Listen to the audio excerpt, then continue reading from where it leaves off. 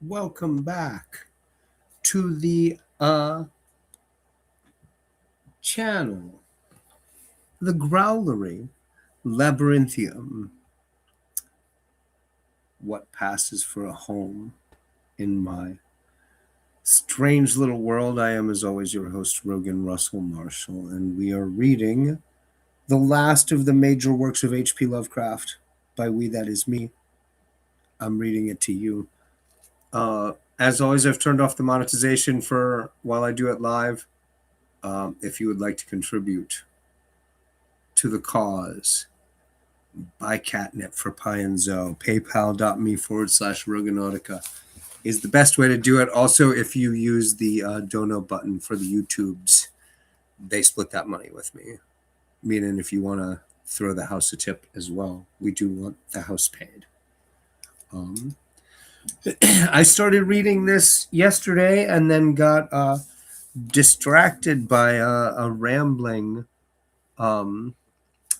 sort of circumlocuting a wee little lecture on the history of Lovecraft and some related writers of interest. I was on the second page of chapter 2 of The Shadow Out of Time when that happened. I don't know where I was, but I'm going to back up to the top of chapter 2. If you're catching up with these videos later, and I've just obliged you to go forward a few minutes to find where I left off in that last video, I do apologize. Always with pot whacking, always. But you don't like Lovecraft? It's because you're black, isn't it?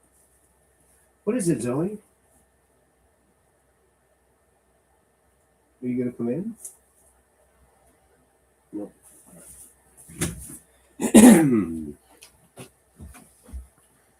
They're not black cats. They're tortoiseshell.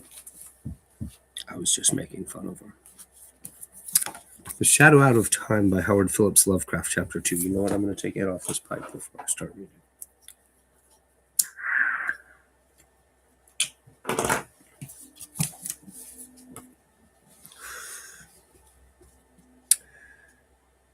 My reabsorption into normal life was a painful and difficult process.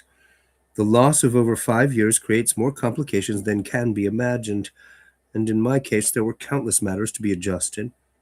What I heard of my actions since 1908 astonished and disturbed me, but I tried to view the matter as philosophically as I could. At last regaining custody of my second son, Wingate, I settled down with him in the Crane Street house and endeavored to resume teaching, my old professorship having been kindly offered me by the college. I began work with the February 1914 term and kept at it just a year. By that time, I realized how badly my experience had shaken me. Though perfectly sane, I hoped, and with no flaw in my original personality, I had not the nervous energy of the old days. Vague dreams and queer ideas continually haunted me, and when the outbreak of the World War turned my mind to history, I found myself thinking of periods and events in the oddest possible fashion. My conception of time, my ability to distinguish between consecutiveness and simultaneousness, seemed subtly disordered, so that I formed chimerical notions about living in one age and casting one's mind all over eternity for knowledge of past and future ages. The war gave me strange impressions of remembering some of its far-off consequences, as if I knew how it was coming out and could look back upon it in the light of future information. All such quasi-memories were attended with much pain, and with a feeling that some artificial psychological barrier was set against them. When I diffidently hinted to others about my impressions, I met with varied responses. Some persons looked uncomfortably at me, but men in the mathematics department spoke of new developments in those theories of relativity then discussed only in learned circles, which were later to become so famous. Dr. Albert Einstein, they said, was rapidly reducing time to the status of a mere dimension. But the dreams and disturbed feelings gained on me, so that I had to drop my regular work in 1915. Certain of the impressions were taking an annoying shape, giving me the persistent notion that my amnesia had formed some unholy sort of exchange, that the secondary personality had indeed been an intruding force from unknown regions, and that my own personality had suffered displacement. Thus, I was driven to vague and frightful speculations concerning the whereabouts of my true self during the years that another had held my body. The curious knowledge and strange conduct of my body's late tenant troubled me more and more as I learned further details from persons, papers, and magazines. Queernesses that had baffled others seemed to harmonize terribly with some background of black knowledge which festered in the chasms of my subconscious.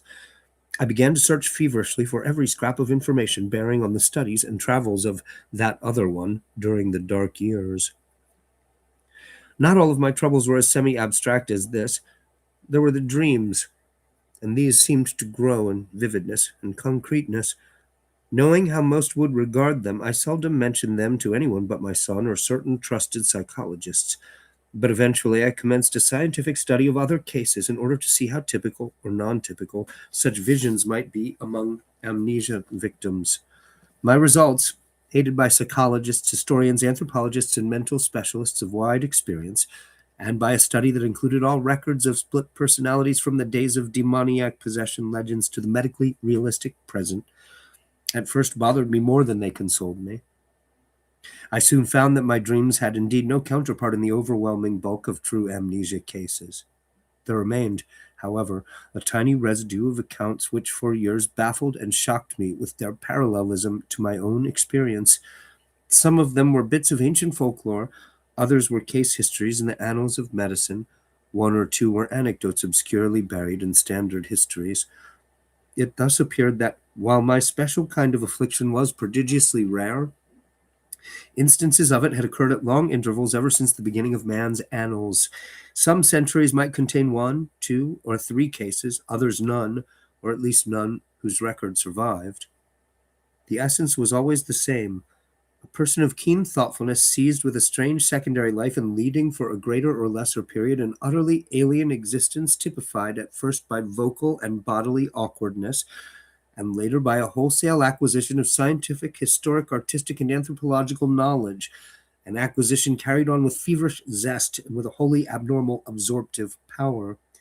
Then a sudden return of the rightful consciousness, intermittently plagued ever after with vague, unplaceable dreams, suggesting fragments of some hideous memory elaborately blotted out. And the close resemblance of those nightmares to my own, even in some of the smallest particulars, left no doubt in my mind of their significantly typical nature.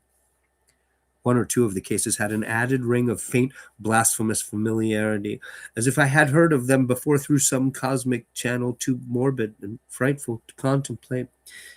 In three instances, there was specific mention of such an unknown machine as had been in my house before the second change. Another thing that cloudily worried me during my investigation was the somewhat greater frequency of cases where a brief, elusive glimpse of the typical nightmares was afforded to persons not visited with well-defined amnesia. These persons were largely of mediocre mind or less, some so primitive that they could scarcely be thought of as vehicles for abnormal scholarship and preternatural mental acquisitions. For a second they would be fired with alien force, then a backward lapse in a thin, swift fading memory of unhuman horrors. There had been at least three such cases during the past half-century, one only 15 years before. Had something been groping blindly through time from some unsuspected abyss in nature? Were these faint cases monstrous, sinister experiments of a kind, and authorship utterly beyond sane belief? Such were a few of the formless speculations of my weaker hours, fancies abetted by myths which my studies uncovered. For I could not doubt but that certain persistent legends of immemorial antiquity, apparently unknown to the victims and physicians connected with recent amnesia cases, formed a striking and awesome elaboration of memory lapses such as mine. Of the nature of the dreams and impressions which were growing so clamorous, I still almost fear to speak. They seemed to savor of madness, and at times I believed I was indeed going mad. Was there a special type of delusion afflicting those who had suffered lapses of memory? Conceivably, the efforts of the subconscious mind to fill up a perplexing blank with pseudo-memories might give rise to strange, imaginative vagaries.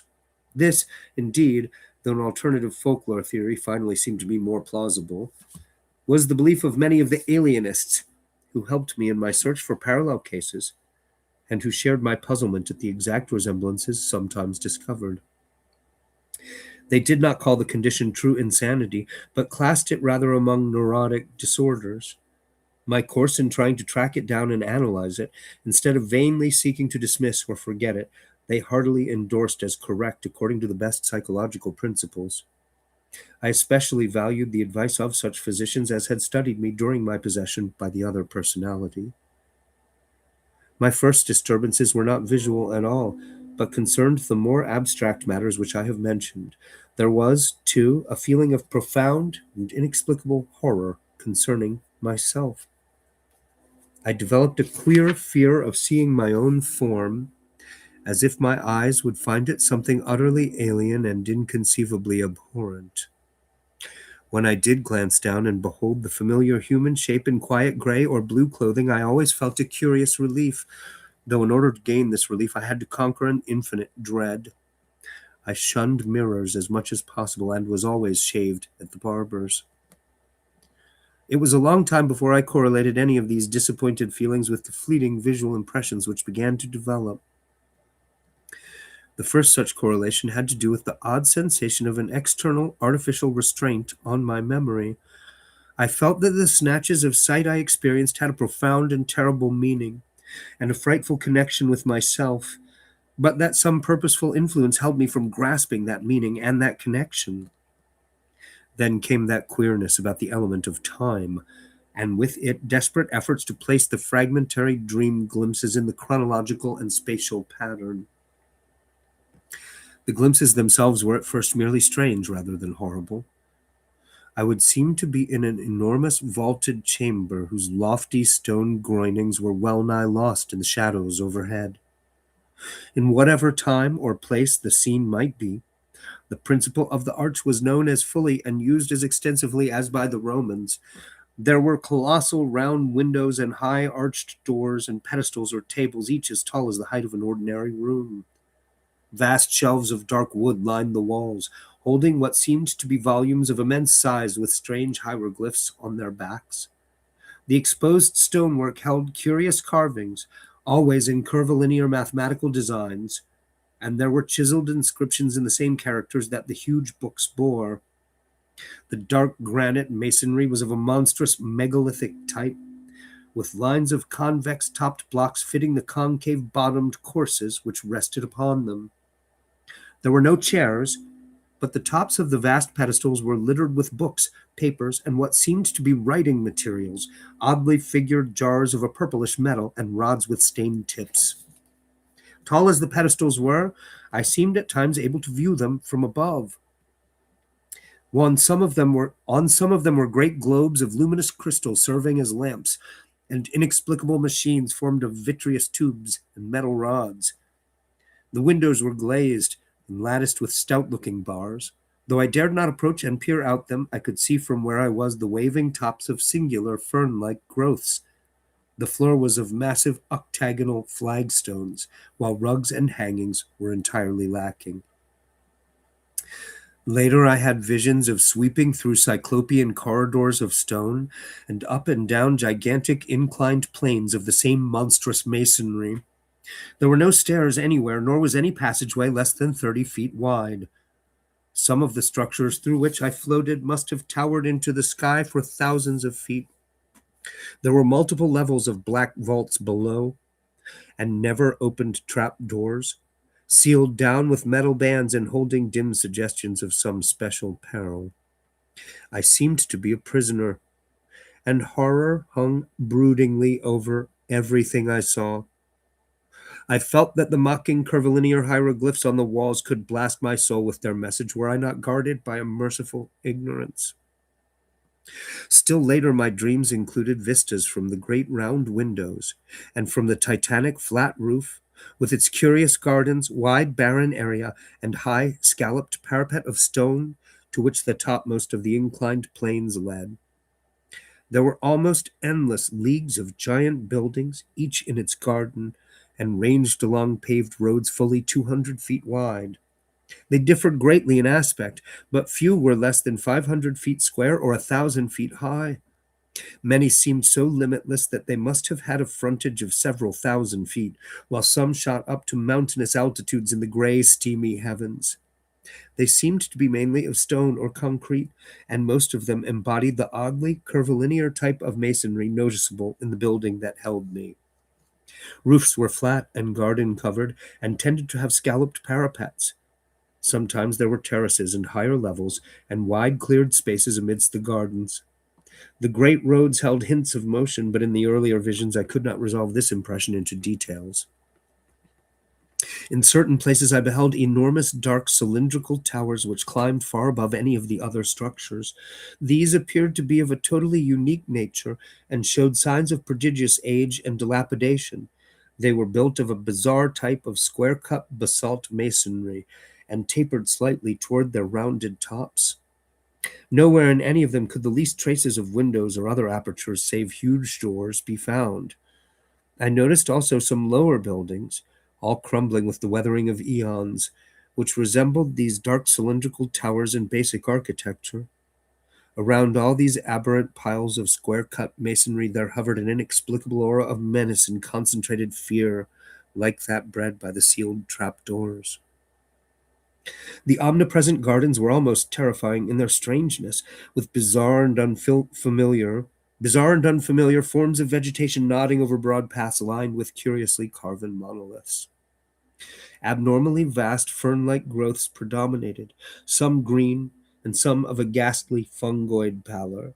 Among them rose great spectral things resembling calamites, whose bamboo-like trunks towered to fabulous heights.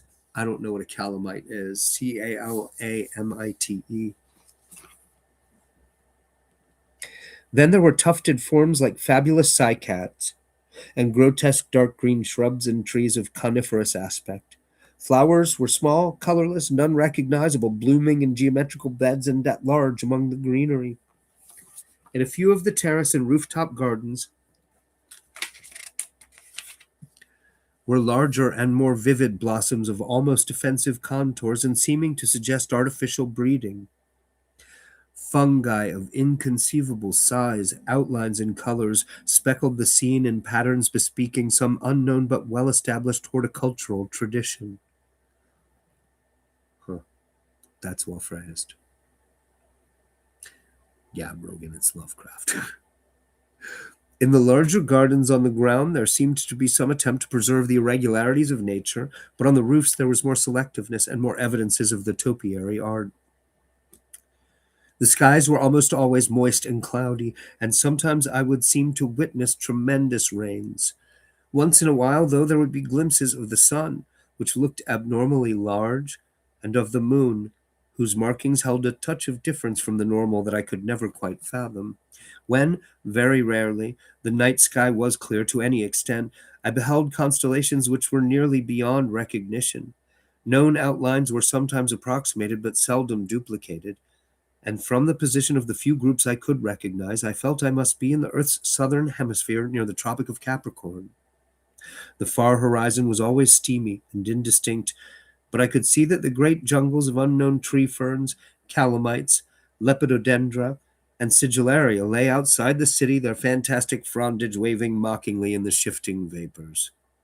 Now and then there would be suggestions of motion in the sky, but these my early visions never resolved. By the autumn of 1914, I began to have infrequent dreams of strange floatings over the city and through the regions around it. I saw interminable roads through forests of fearsome growths with mottled, fluted, and banded trunks, and passed other cities as strange as the one which persistently haunted me. I saw monstrous constructions of black or iridescent stone in glades and clearings where perpetual twilight reigned, and traversed long causeways over swamps so dark that I could tell but little of their moist, towering vegetation. Once I saw an area of countless miles strewn with age-blasted basaltic ruins whose architecture had been like that of the few windowless round-topped towers in the haunting city. And once I saw the sea, a boundless steamy expanse beyond the colossal stone piers of an enormous town of domes and arches. Great shapeless suggestions of shadow moved over it, and here and there its surface was vexed with anomalous spoutings. Chapter 3. As I have said, it was not immediately that these wild visions began to hold their terrifying quality. Certainly, many persons have dreamed intrinsically stranger things, things compounded of unrelated scraps of daily life pictures and reading, and arranged in fantastically novel forms by the unchecked caprices of sleep. For some time I accepted the visions as natural, even though I had never before been an extravagant dreamer. Many of the vague anomalies, I argued, must have come from trivial sources too numerous to track down, while others seemed to reflect a common textbook knowledge of the plants and other conditions of the primitive world of 150 million years ago, the world of the Permian or Triassic age. In the course of some months, however, the element of terror did figure with accumulating force. This was when the dreams began so unfailingly to have the aspect of memories, and when my mind began to link them with my growing abstract disturbances, the feeling of mnemonic restraint, the curious impressions regarding time, the sense of a loathsome exchange with my secondary personality of 1908 to 1913, and, considerably later, the inexplicable loathing of my own person. As certain definite details began to enter the dreams, their horror increased a thousandfold, until by October 1915 I felt I must do something. It was then that I began an intensive study of other cases of amnesia and visions, feeling that I might thereby objectivize my trouble and shake clear of its emotional grip. However, as before mentioned, the result was at first almost exactly opposite. It disturbed me vastly to find that my dreams had been so closely duplicated, especially since some of the accounts were too early to admit of any geological knowledge, and therefore of any idea of primitive landscapes on the subject's part. What is more, many of these accounts supplied very horrible details and explanations in connection with the visions of great buildings and jungle gardens, and other things. The actual sights and vague impressions were bad enough, but what was hinted or asserted by some of the other dreamers savored of madness and blasphemy. Worst of all, my own pseudo memory was aroused to wilder dreams and hints of coming revelations. And yet most doctors deemed my course, on the whole, an advisable one. I studied psychology systematically, and under the prevailing stimulus, my son Wingate did the same, his studies leading eventually to his present professorship. In 1917 and 1918, I took special courses at Miskatonic. Meanwhile, my examination of medical, historical, and anthropological records became indefatigable, involving travels to distant libraries, and finally including even a reading of the hideous books of forbidden elder lore in which my secondary personality had been so disturbingly interested. Some of the latter were the actual copies I had consulted in my altered state, and I was greatly disturbed by certain marginal notations and ostensible corrections of the hideous text in a script and idiom which somehow seemed oddly unhuman.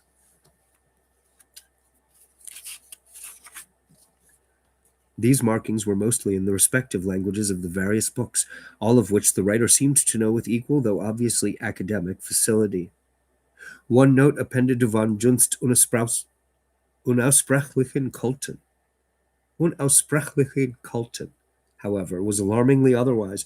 It consisted of certain curvilinear hieroglyphs in the same ink as that of the German corrections, but following no recognized human pattern. And these hieroglyphs were closely and unmistakably akin to the characters constantly met with in my dreams, characters whose meaning I would sometimes momentarily fancy I knew or was just on the brink of recalling. To complete my black confusion, my librarians assured me that, in view of previous examinations and records of consultation of the volumes in question, all of these notations must have been made by myself in my secondary state. This despite the fact that I was and still am ignorant of three of the languages involved.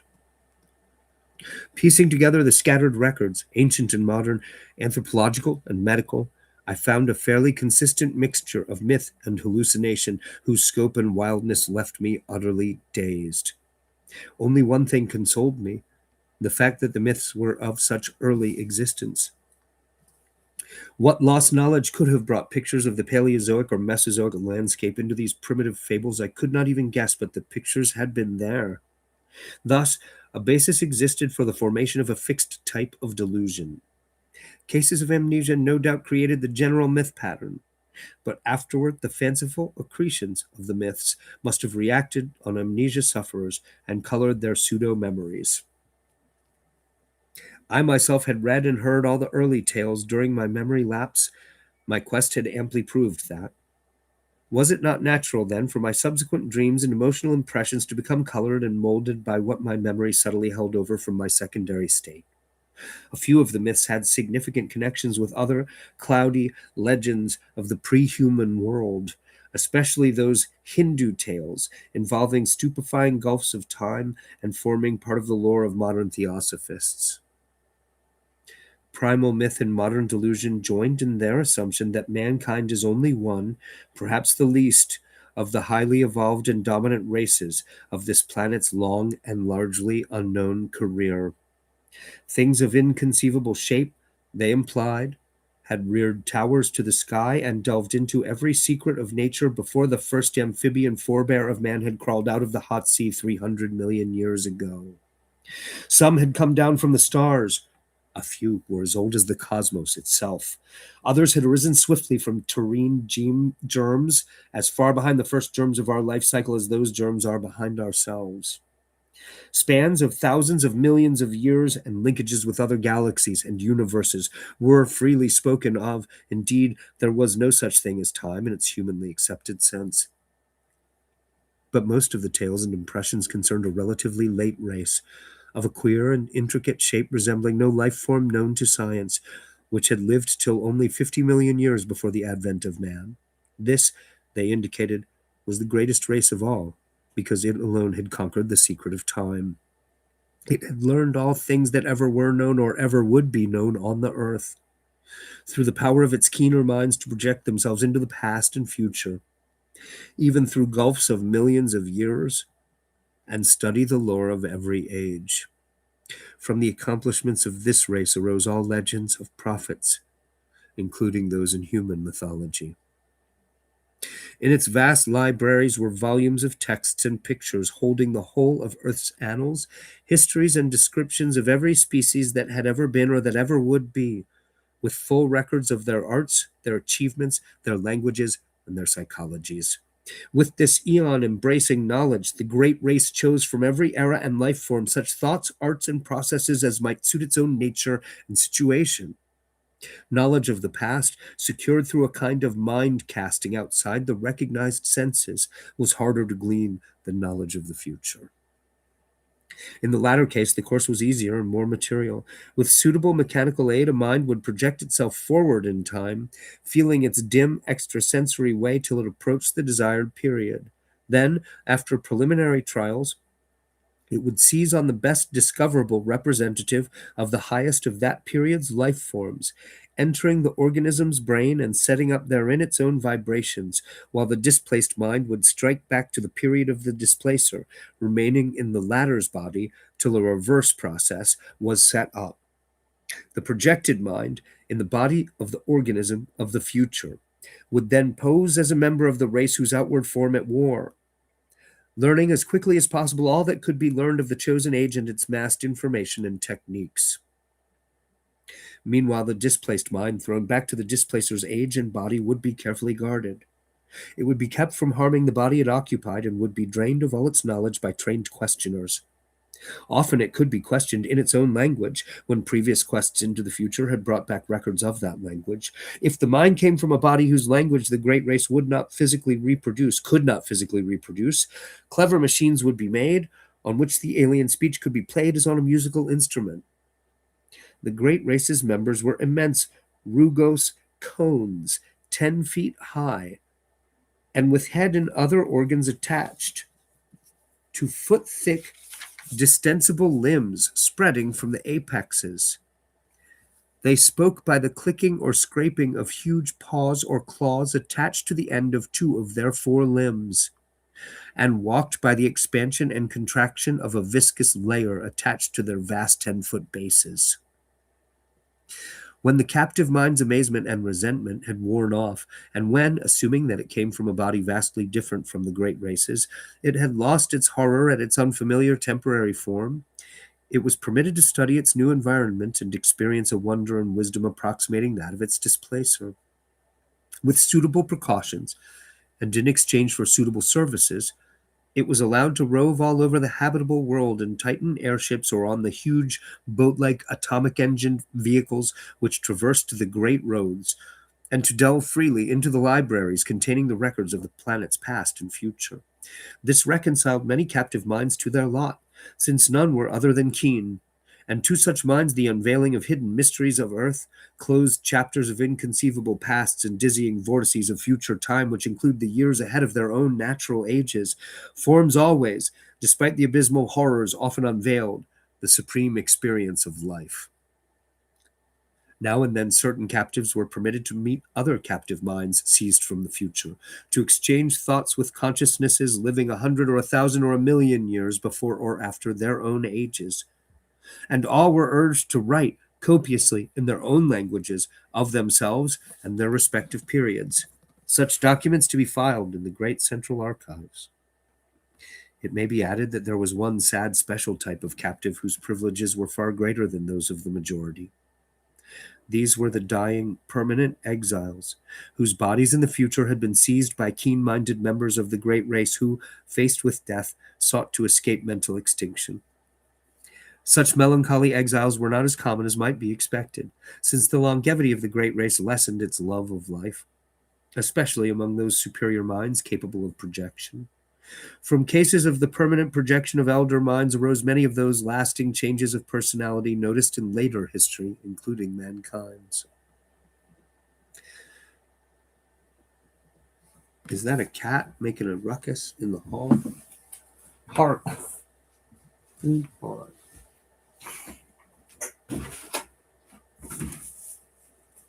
Come in, buddy.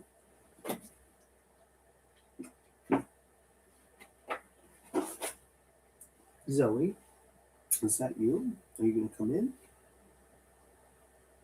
Why do you want to try to dig through the floor under the door? Why?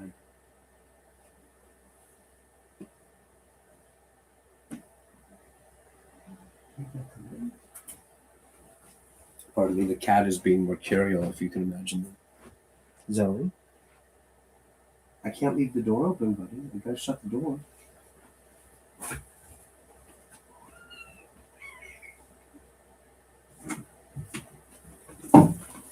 Cat? Yes. You are. Indeed. That's my cat, so I suppose since I stopped for a second, this is a good time to invite you to send me money at paypal.me/Roganautica. I have the monetization turned off while I do this live. It's just a tip jar. The dono button for YouTube, also a tip jar. That money gets split with the YouTube instead of coming all to me. Spend your cash wisely, friends. Thanks. And thanks for being here. Of course, I do not do this for the money. It just helps support the cause.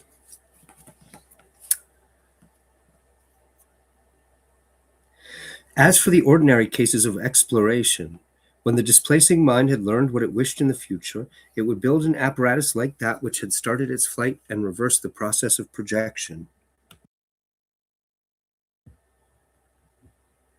Once more it would be in its own body in its own age, while the lately captive mind would return to that body of the future to which it properly belonged.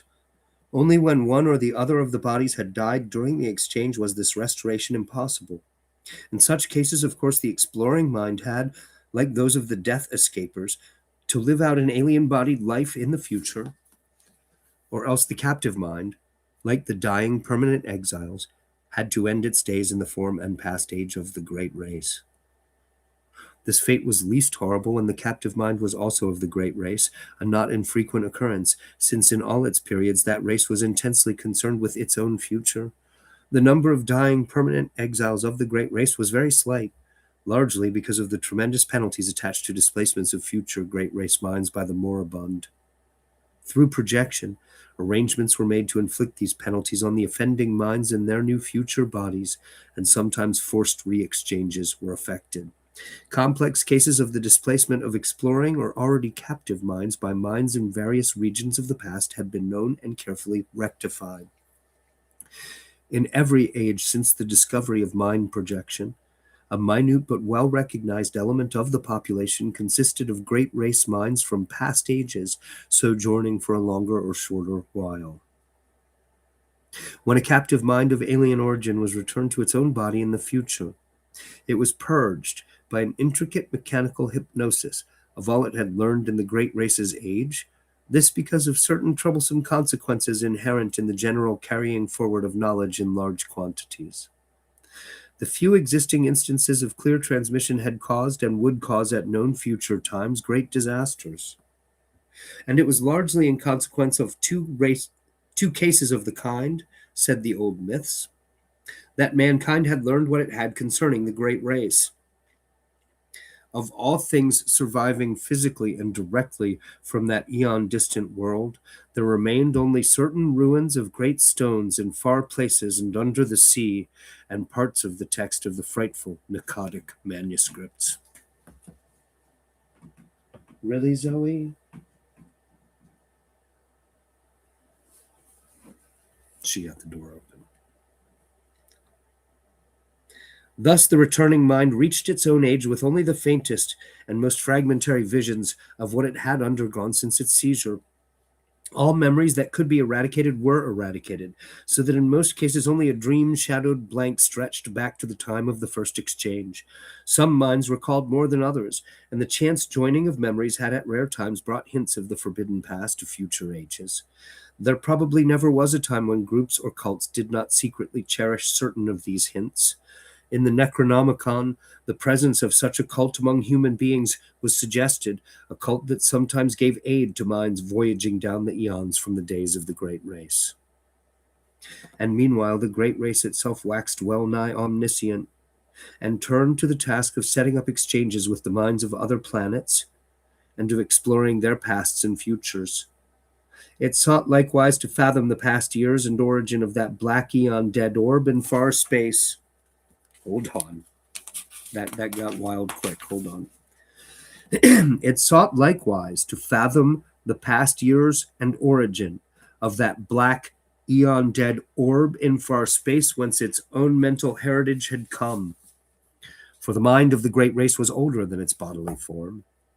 The beings of a dying elder world, wise with the ultimate secrets, had looked ahead for a new world and species wherein they might have long life, and had sent their minds en masse into that future race best adapted to house them, the cone-shaped things that peopled our earth 1 billion years ago.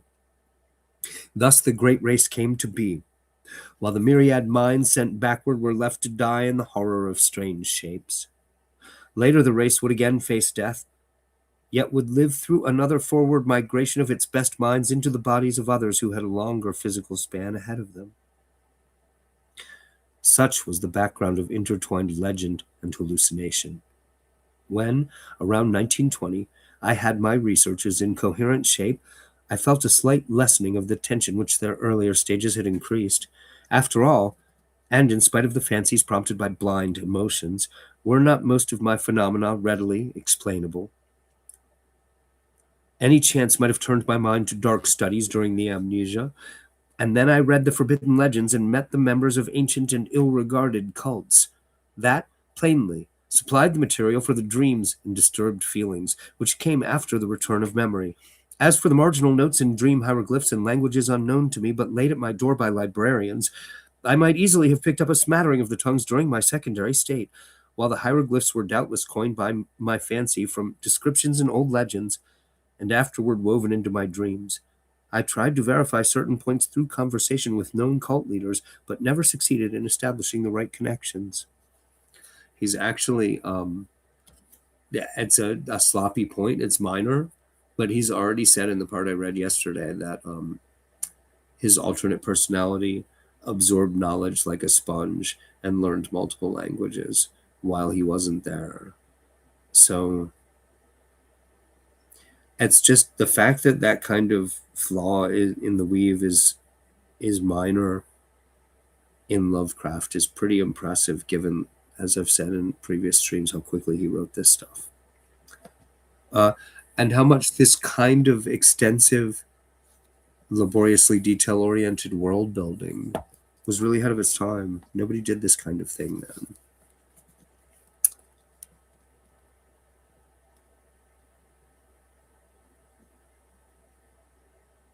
At times, the parallelism of so many cases in so many distant ages continued to worry me, as it had at first.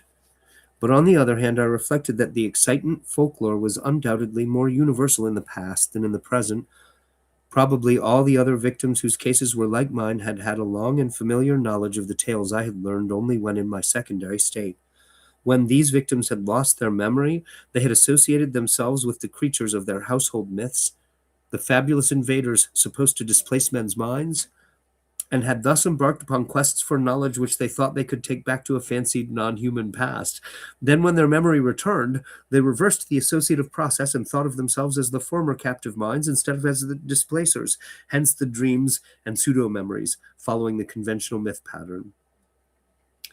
Despite the seeming cumbrousness of these explanations, they came finally to supersede all others in my mind, largely because of the greater weakness of any rival theory. And a substantial number of eminent psychologists and anthropologists gradually agreed with me. The more I reflected, the more convincing did my reasoning seem, till in the end I had a really effective bulwark against the visions and impressions which still assailed me. Suppose I did see strange things at night. These were only what I had heard and read of. Suppose I did have odd loathings and perspectives and pseudo memories. These, too, were only echoes of myths absorbed in my secondary state. Nothing that I might dream, nothing that I might feel could be of any actual significance. Fortified by this philosophy, I greatly improved in nervous equilibrium, even though the visions, rather than the abstract impressions, steadily became more frequent and more disturbingly detailed. In 1922, I felt able to undertake regular work again and put my newly gained knowledge to practical use by accepting an instructorship in psychology at the university. My old chair of political economy had long been adequately filled, besides which methods of teaching economics had changed greatly since my heyday. My son was at this time just entering on the postgraduate studies leading to his present professorship, and we worked together a great deal. Sip some water. Oh, no. Why do I keep setting it out of reach?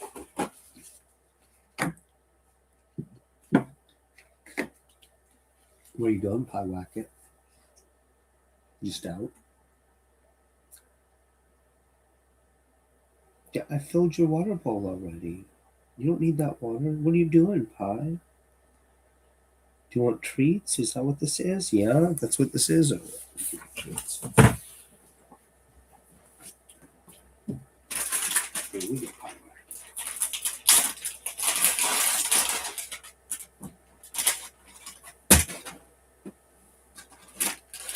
I don't know where your sister is.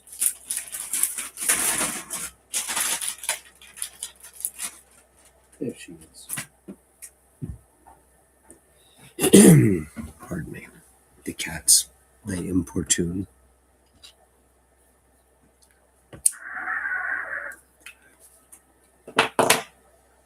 At irregular intervals, I can't predict them.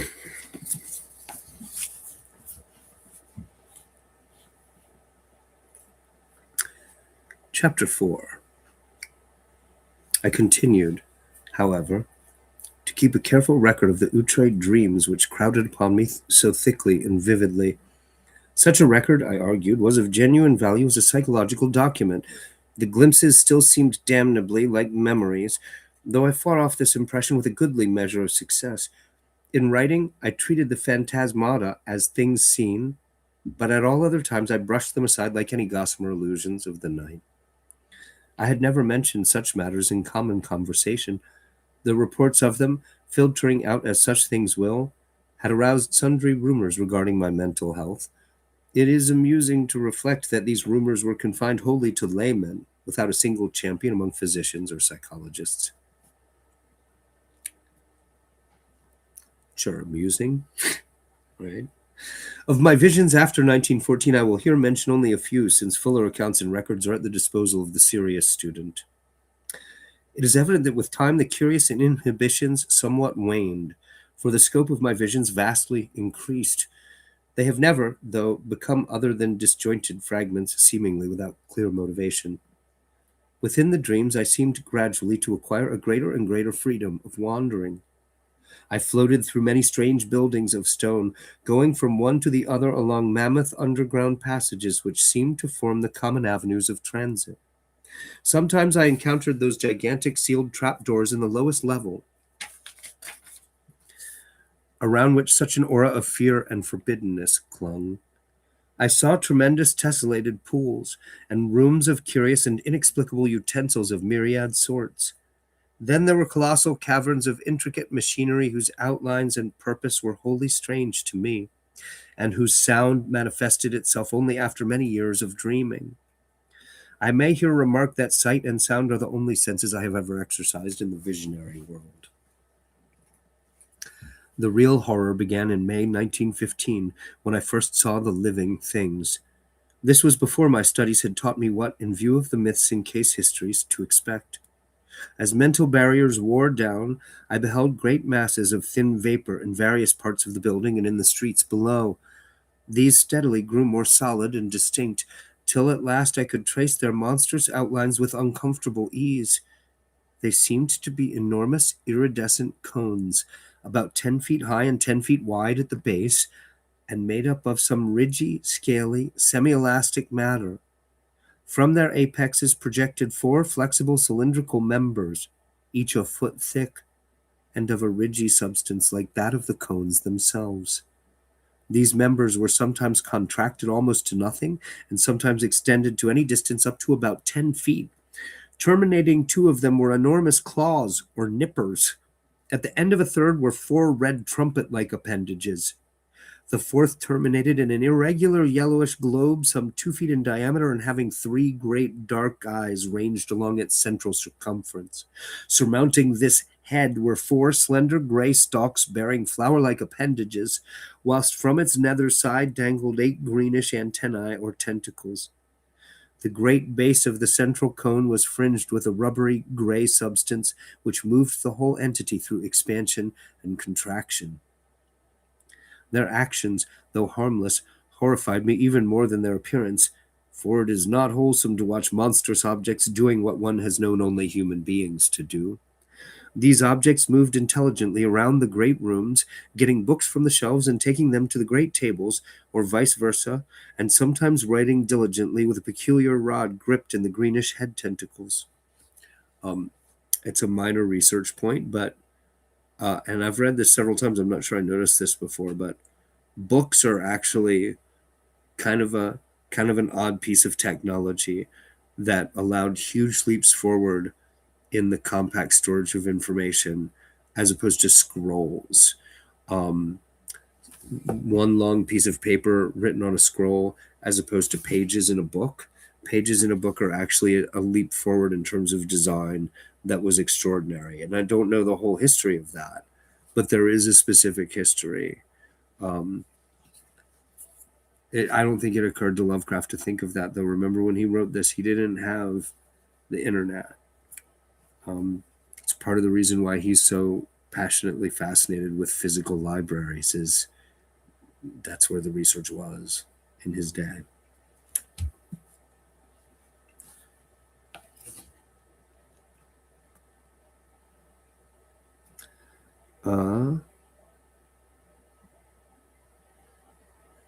The huge nippers were used in carrying books and in conversation, speech consisting of a kind of clicking and scraping. The objects had no clothing, but wore satchels or knapsacks suspended from the top of the conical trunk. They commonly carried their head and its supporting member at the level of the cone top, although it was frequently raised or lowered. The other 3 great members tended to rest downward on the sides of the cone, contracted to about 5 feet each when not in use. From their rate of reading, writing, and operating their machines, those on the tables seemed somehow connected with thought. I concluded that their intelligence was enormously greater than man's. Afterward, I saw them everywhere, swarming in all the great chambers and corridors, tending monstrous machines in vaulted crypts, and racing along the vast roads in gigantic boat-shaped cars. I ceased to be afraid of them, for they seemed to form supremely natural parts of their environment. Individual differences amongst them began to be manifest, and a few appeared to be under some kind of restraint. These latter, though showing no physical variation, had a diversity of gestures and habits which marked them off not only from the majority, but very largely from one another. They wrote a great deal in what seemed to my cloudy vision a vast variety of characters, never the typical curvilinear hieroglyphs of the majority. A few, I fancied, used our own familiar alphabet. Most of them worked much more slowly than the general mass of the entities. All this time my own past in the dream seemed to be that of a disembodied consciousness with a range of vision wider than the normal, floating freely about, yet confined to the ordinary avenues and speeds of travel. Not until August 1915 did any suggestions of bodily existence begin to harass me. I say harass, because the first phase was a purely abstract, though infinitely terrible, association of my previously noted body loathing with the scenes of my visions. For a while, my chief concern during dreams was to avoid looking down at myself, and I recall how grateful I was for the total absence of large mirrors in the strange rooms. I was mightily troubled by the fact that I always saw the great tables, whose height could not be under 10 feet, from a level not below that of their surfaces. And then the morbid temptation to look down at myself became greater and greater till one night I could not resist it. At first my downward glance revealed nothing whatever. A moment later I perceived that this was because my head lay at the end of a flexible neck of enormous length. Retracting this neck and gazing down very sharply, I saw the scaly, rugose, iridescent bulk of a vast cone 10 feet tall and 10 feet wide at the base.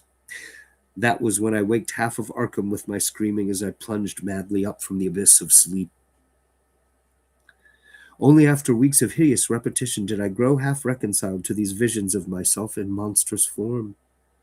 In the dreams I now moved bodily among the other unknown entities, reading terrible books from the endless shelves and writing for hours at the great tables with a stylus managed by the green tentacles that hung down from my head. Snatches of what I read and wrote would linger in my memory. There were horrible annals of other worlds and other universes, and of stirrings of formless life outside of all universes. There were records of strange orders of beings, which had peopled the world in forgotten pasts, and frightful chronicles of grotesque-bodied intelligences which would people it millions of years after the death of the last human being. And I learned of chapters in human history whose existence no scholar of today has ever suspected. Most of these writings were in the language of the hieroglyphs, which I studied in a queer way with the aid of droning machines, and which was evidently an agglutinative speech with root systems utterly unlike any found in human languages. Other volumes were in other unknown tongues learned in the same queer way. It's worth pointing out here that science fiction before probably the early 60s often, if not nearly always, failed to imagine communications technology of the future in ways that keep the fiction from being just weirdly out of date. This business with the learning machines is actually a bit rare for science fiction of the 30s. Obviously, it's supposed to be like some kind of language app, but that, again, that imagining communications technology in anything like an accurate way at that time was really rare.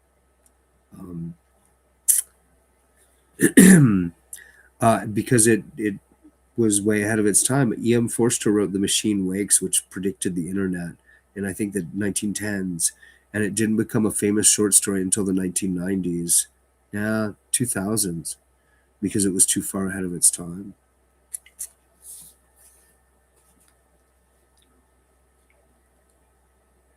Other volumes were in other unknown tongues learned in the same queer way.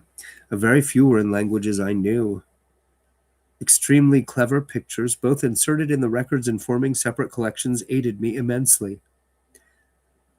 And all the time I seemed to be setting down a history of my own age in English. On waking, I could recall only minute and meaningless scraps of the unknown tongues which my dream self had mastered, though whole phrases of the history stayed with me. I learned, even before my waking self had studied the parallel cases or the old myths from which the dreams doubtless sprang, that the entities around me were of the world's greatest race, which had conquered time and had sent exploring minds into every age. Okay, it's also worth pointing out that the weird looping repetition of the exposition material probably has to do with the story either being serialized or intended to be serialized in multiple monthly issues of a pulp magazine. So he's cleverly building in a recap at the top of each chapter is what's going on there.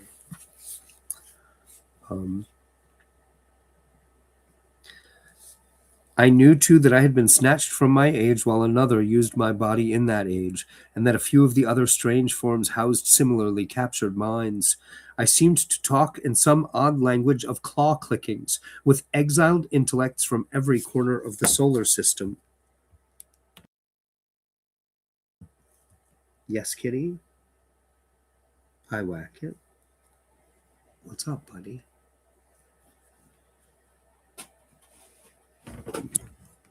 Do you need something? You need attention, huh?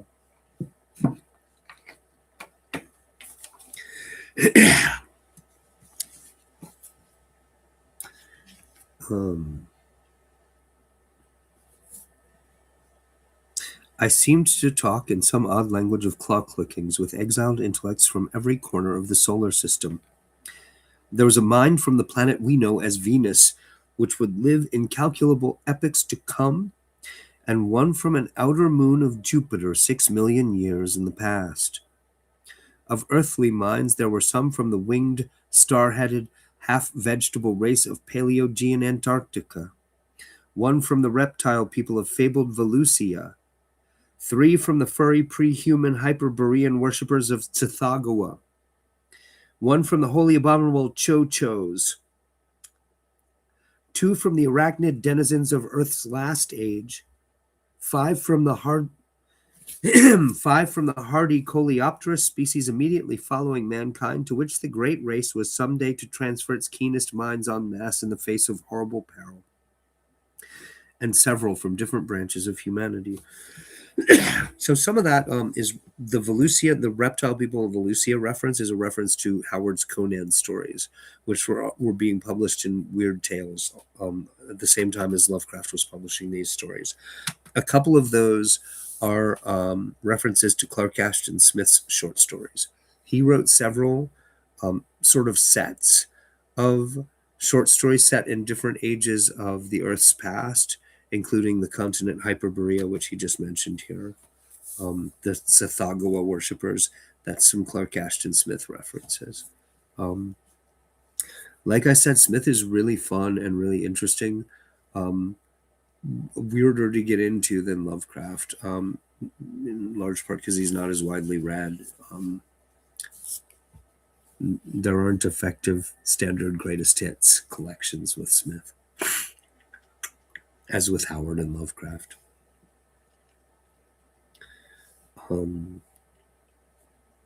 I talked with the mind of Yang Li, a philosopher from the cruel empire of San Chan, which is with that of a king of Lomar who had ruled that terrible polar land 100,000 years before the squat yellow Inutos came from the west to engulf it. With that of Nug Soth, a magician of the dark conquerors of AD 16,000, with that of a Roman named Titus Sempronius Blasus, who had been a quaestor in Sulla's time, with that of Kephanes, an Egyptian of the 14th dynasty who told me the hideous secret of Nyarlathotep, with that of a priest of Atlantis' Middle Kingdom, with that of a Suffolk gentleman of Cromwell's day, James Woodville, with that of a court astronomer of pre-Inca Peru, with that of the Australian physicist Neville Kingston Brown, who will die in AD 2518, with that of an arch-image of vanished Ye in the Pacific, with that of Theodotides, a Greco-Bactrian official of BC 200, with that of an aged Frenchman of Louis XIII's time named Pierre-Louis Montmagny, with that of Crom-Ya, a Sumerian chieftain of BC 15,000, and with so many others that my brain cannot hold the shocking secrets and dizzying marvels I learned from them. I awaked each morning in a fever, sometimes frantically trying to verify or discredit such information as fell within the range of modern human knowledge. Traditional facts took on new and doubtful aspects, and I marveled at the dream fancy which could invent such surprising addenda to history and science. I shivered at the mysteries the past may conceal, and trembled at the menaces the future may bring forth. What was hinted in the speech of posthuman entities of the fate of mankind produced such an effect on me that I will not set it down here. After man, there would be the mighty beetle civilization, the bodies of whose members the cream of the great race would seize when the monstrous doom overtook the elder world. Later, as the Earth's span closed, the transferred minds would again migrate through time and space to another stopping place in the bodies of the bulbous vegetable entities of Mercury. But there would be races after them, clinging pathetically to the cold planet and burrowing to its horror-filled core before the utter end.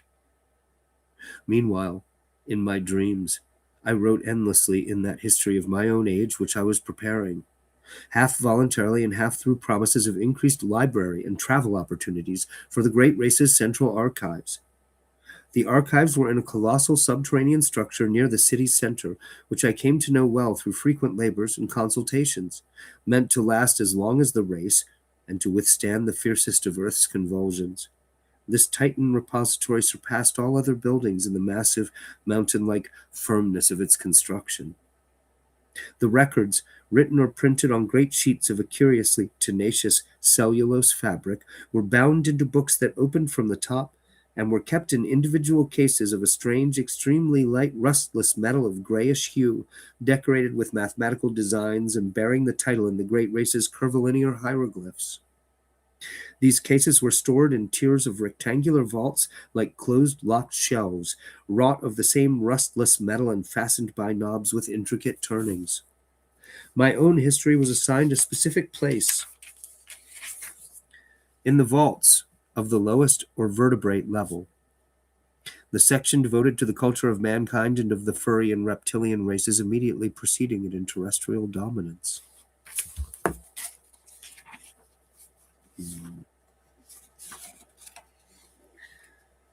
It's so weird that there's so much of this story left. I really don't remember it going on much after this. There just must be a whole stretch of this that I usually don't remember.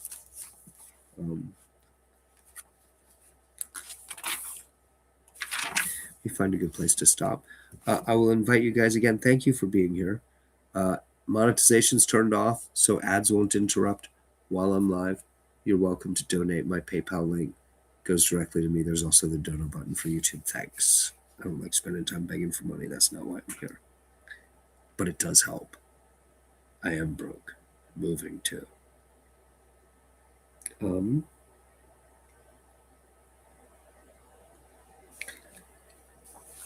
I'm looking for a good place to stop somewhere in the next couple pages. There isn't a good place to stop in the next couple pages. It's more about the ancient city, a lot more. All right. Well, I'm going to read for 15 or 20 more minutes, maybe. I don't know. Thanks for being here, guys. The rest of the chapter, anyway. I'm going to take a toke off of this pipe.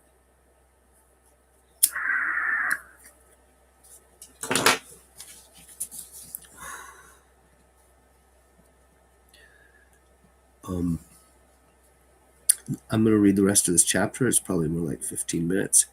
I'm going to try to sort of trail off and climb out of here quietly in an ASMR kind of fashion. Thanks again for being here. The quietest chat ever, but thanks, guys. But none of the dreams ever gave me a full picture of daily life. All were the merest misty, disconnected fragments. And it is certain that these fragments were not unfolded in their rightful sequence. I have, for example, a very imperfect idea of my own living arrangements in the dream world, though I seem to have possessed a great stone room of my own. My restrictions as a prisoner gradually disappeared, so that some of the visions included vivid travels over the mighty jungle roads, sojourns in strange cities, and explorations of some of the vast, dark, windowless ruins from which the great race shrank in curious fear. There were also long sea voyages in enormous, many-decked boats of incredible swiftness, and trips over wild regions in closed projectile-like airships lifted and moved by electrical repulsion.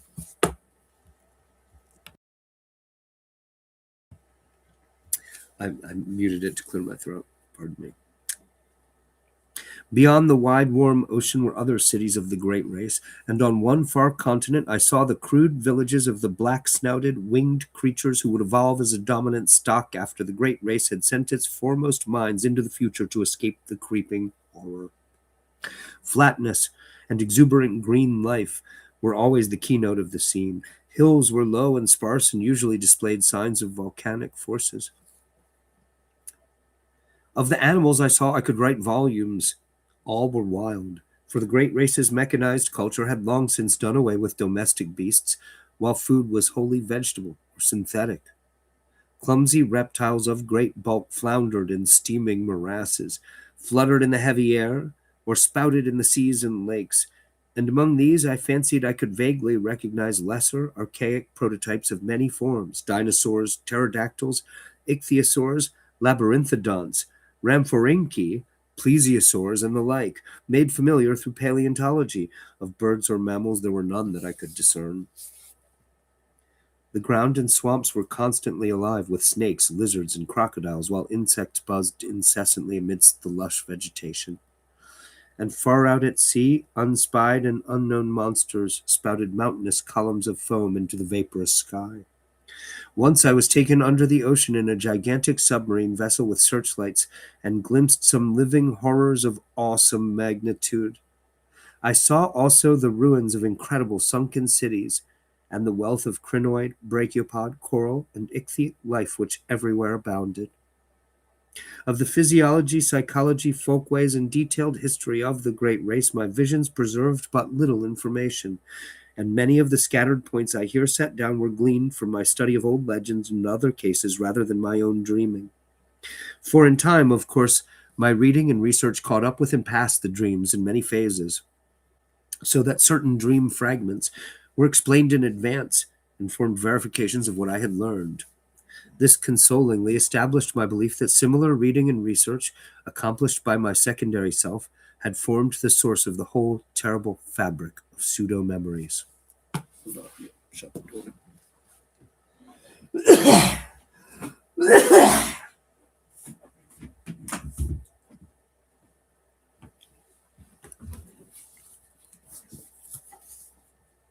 The period of my dreams apparently was one somewhat less than 150 million years ago, when the Paleozoic age was giving place to the Mesozoic. The bodies occupied by the great race represented no surviving or even scientifically known line of terrestrial evolution, but were of a peculiar, closely homogeneous, and highly specialized organic type, inclining as much to the vegetable as to the animal state. Cell action was of an unique sort, almost precluding fatigue and wholly eliminating the need of sleep. Nourishment, assimilated through the red trumpet-like appendages on one of the great flexible limbs, was always semi-fluid and in many aspects wholly unlike the food of existing animals. The beings had but two of the senses which we recognize, sight and hearing, the latter accomplished through the flower-like appendages on the gray stalks above their heads, but of other and incomprehensible senses, not, however, well utilizable by alien captive minds inhabiting their bodies, they possessed many. Their three eyes were so situated as to give them a range of vision wider than the normal. Their blood was a sort of deep greenish ichor of great thickness. They had no sex, but reproduced through seeds or spores which clustered on their bases and could be developed only under water. Great shallow tanks were used for the growth of their young, which were, however, reared only in small numbers on account of the longevity of individuals, 4,000 or 5,000 years being the common lifespan. Markedly defective individuals were quietly disposed of as soon as their defects were noticed. Disease and the approach of death were, in the absence of a sense of touch or of physical pain, recognized by purely visual symptoms. The dead were incinerated with dignified ceremonies. Once in a while, as before mentioned, a keen mind would escape death by forward projection in time, but such cases were not numerous. When one did occur, the exiled mind from the future was treated with the utmost kindness till the dissolution of its unfamiliar tenement. The great race seemed to form a single loosely knit nation or league, with major institutions in common, though there were four definite divisions. The political and economic system of each unit was a sort of fascistic socialism, with major resources rationally distributed. and power delegated to a small governing board elected by the votes of all able to pass certain educational and psychological tests. Family organization was not overstressed, though ties among persons of common descent were recognized and the young were generally reared by their parents. Resemblances to human attitudes and institutions were, of course, most marked in those fields where, on the one hand, highly abstract elements were concerned, or where, on the other hand, there was a dominance of the basic, unspecialized urges common to all organic life. A few added likenesses came through conscious adoption as the great race probed the future and copied what it liked. Industry, highly mechanized, demanded but little time from each citizen, and the abundant leisure was filled with intellectual and aesthetic activities of various sorts. The sciences were carried to an unbelievable height of development, and art was a vital part of life, though at the period of my dreams it had passed its crest and meridian.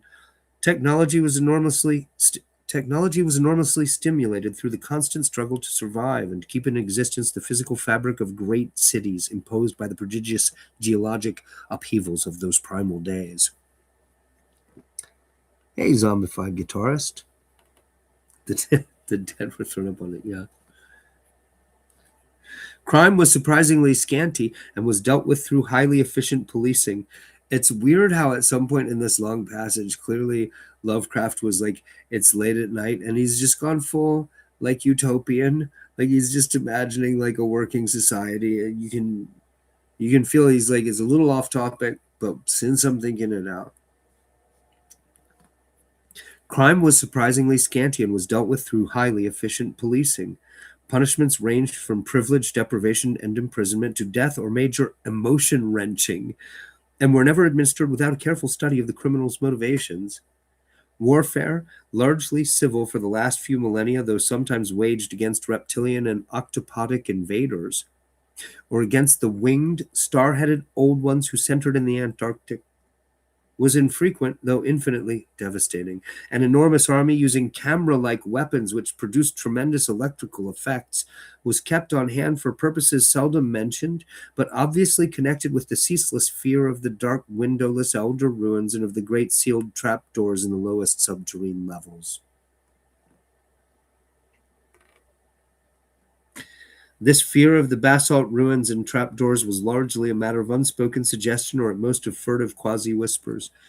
It suggests a certain inner ideal of his zombified guitarist. Yeah, interesting too. Remember, he's writing right at the last historical moment before World War II happens and the Nazis go dark and Europe goes to war. So there's, I mean, I don't know what exactly the timeline is there, but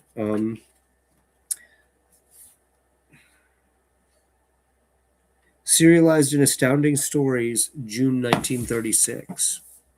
So yeah, that at least he's subconsciously hoping for the best for the Nazi regime in Germany and for Europe when he talks almost positively of a creepy, what does he call it, fascistic socialism that allocates resources rationally. Fingers crossed.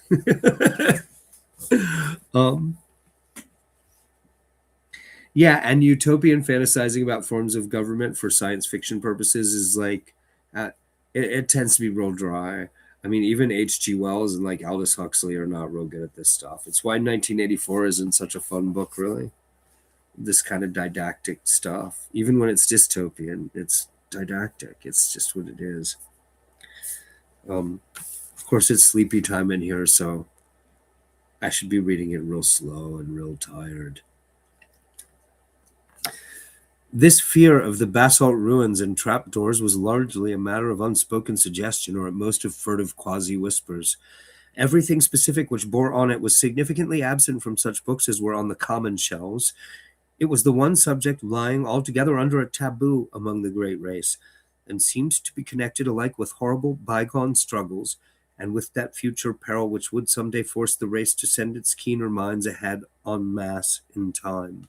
Imperfect and fragmentary as were the other things presented by dreams and legends, this matter was still more bafflingly shrouded. The vague old myths avoided it, or perhaps all allusions had, for some reason, been excised. and in the dreams of myself and others the hints were peculiarly few. Members of the great race never intentionally referred to the matter, and what could be gleaned came only from some of the more sharply observant captive minds. It's the Secret Wars. It's the pre-crisis continuity. We try not to talk about that.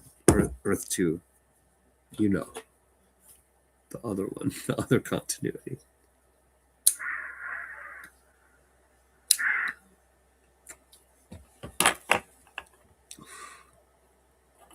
Utopian fantasies are terribly basic human fantasy. I think what's interesting is the manner he depicts a race achieving utopia while being something decidedly amphibian.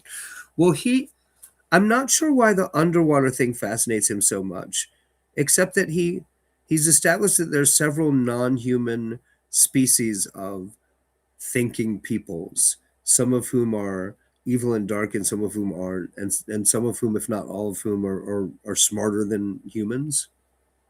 Um, this is his last major story, and he didn't live long enough to really pursue and develop this to its logical next steps. This is the one where it seems he takes a turn so that this does not seem essentially racist and xenophobic subtextually, but more like outreach and embracing in lieu of earlier subtextual xenophobia and racism. Um, you can see that by the time he was my age, he died when he was 47. You can see that 10 more years. Also, he's writing longer and longer stories. You can sense that he was going to come out as actively, probably socialist, egalitarian, anti-racist, and he was going to write a novel, something long that ties all this together. His entire work is like a symphony tuning up and starting to like find its feet as a group, and then he dies. He dies before the end of World War II. So like he might have lived through the war, but he died before he had a chance to write anything that responds to what the world decided racism was and meant post World War II, the Western world. Um, yeah, I feel like I feel like it's a great tragedy with his work.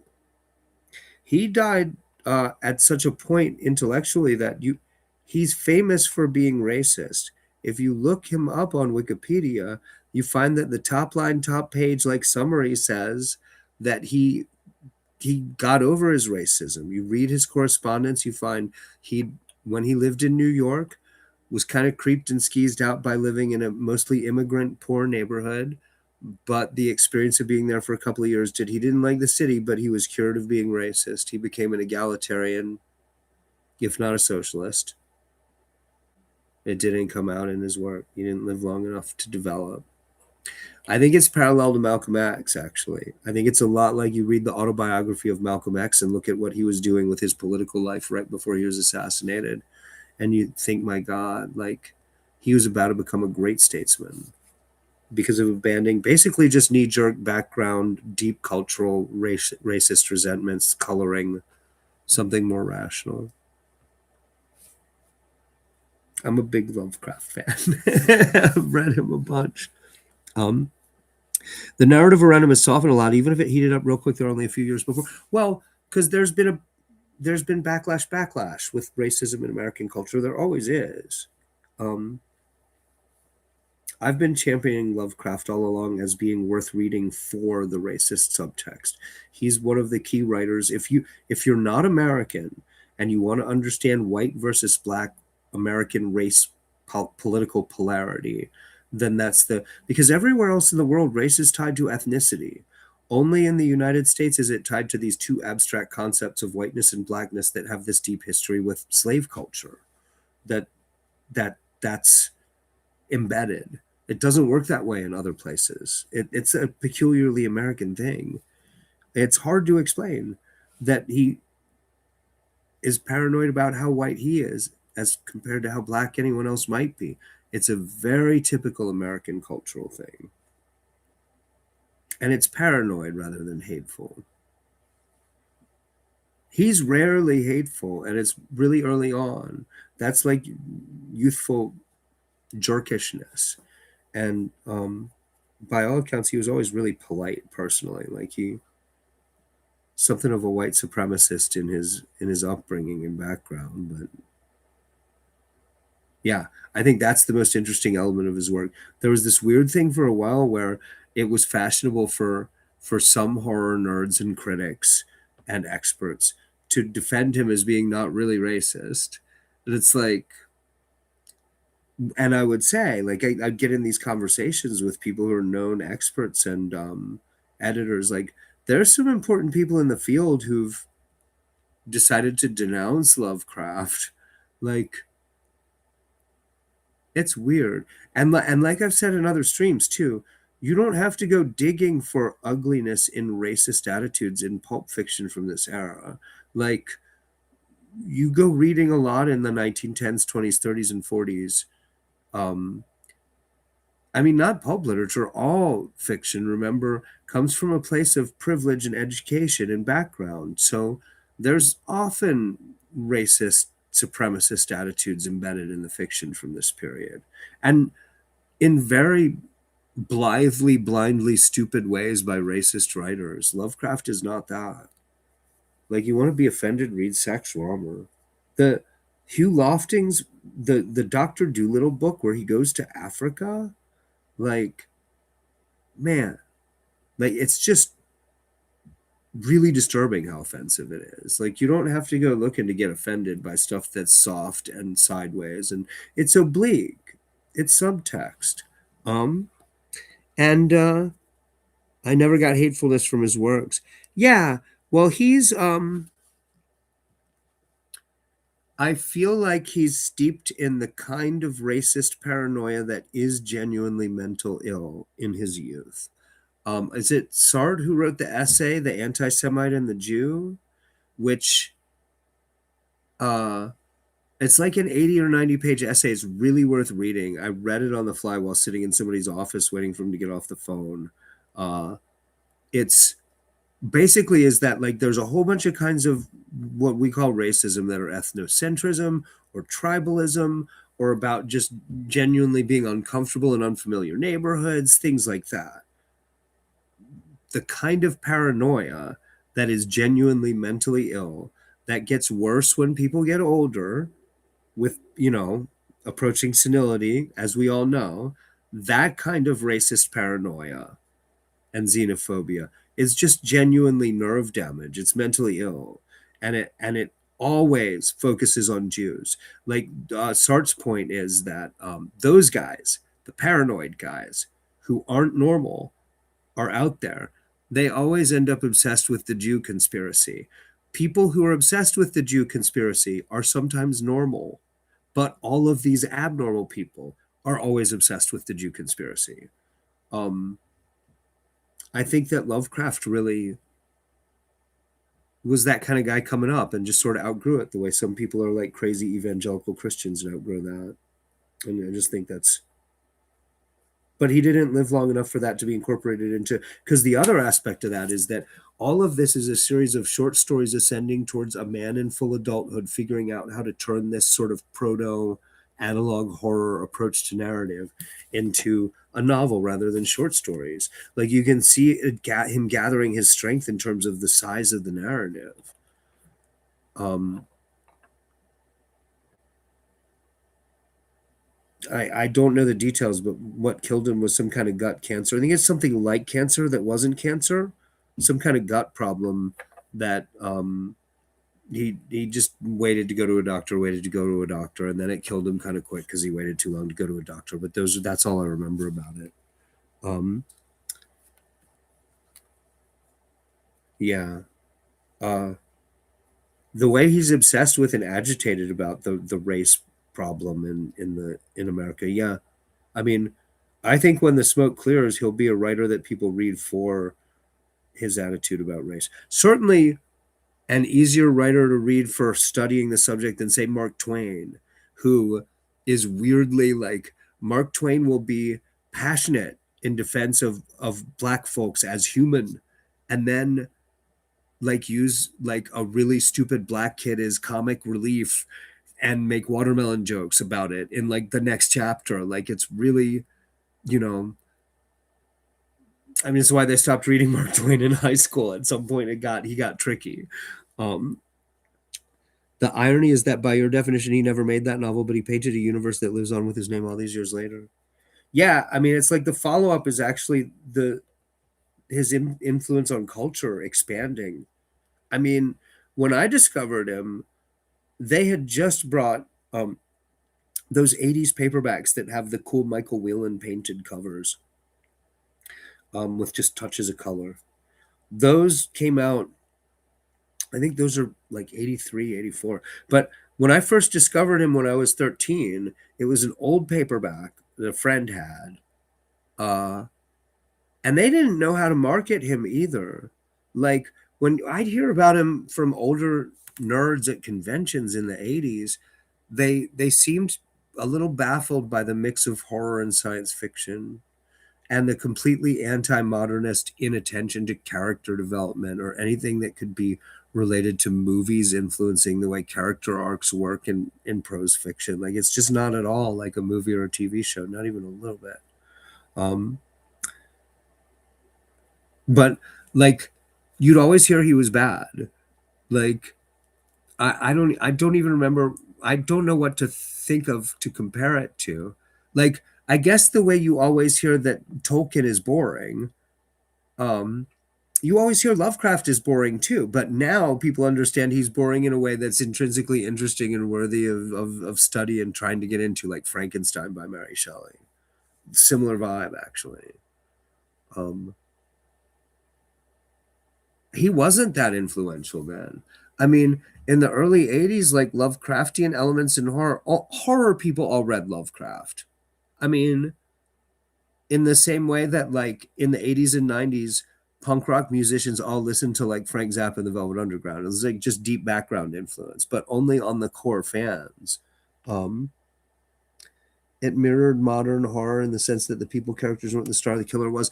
It's also the structure being about investigation and unraveling in ways that exclude the human element being important.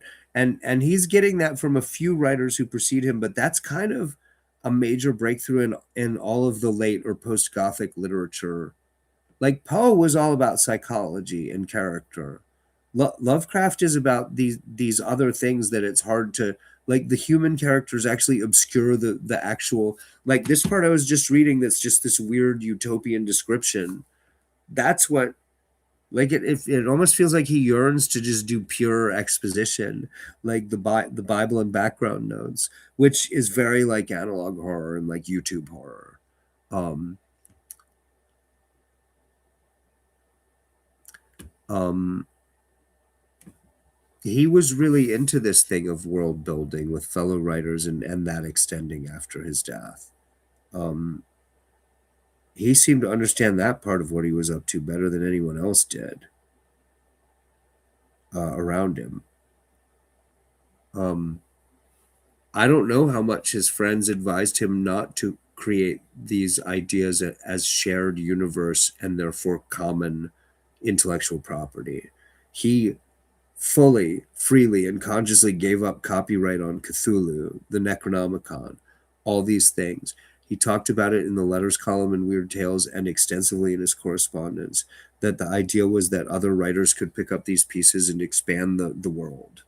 Nobody had done shared world fiction like that before this. There just wasn't any precedent for that. Like genres based in reality were the only things that worked that way, like westerns building on previous westerns, stuff like that, historical fiction set in the same world. I mean, the historical plays Shakespeare wrote, like there was no, I and across multiple writers, like I, yeah, it's hugely ahead of its time. um yeah, I don't Yeah, Faulkner is a really interesting writer to read about race too. And Faulkner is a regional writer in a way that Lovecraft's not. Like Faulkner wrote about Mississippi, um, really.